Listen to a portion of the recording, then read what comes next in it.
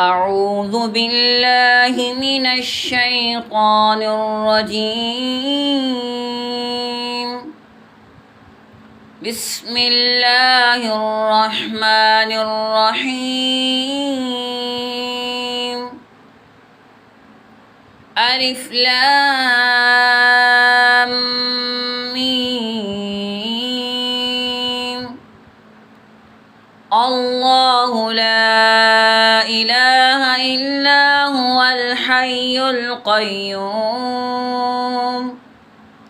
نزل عليك الكتاب بالحق مصدقا لما بين يديه وأنزل التوراة والإنجيل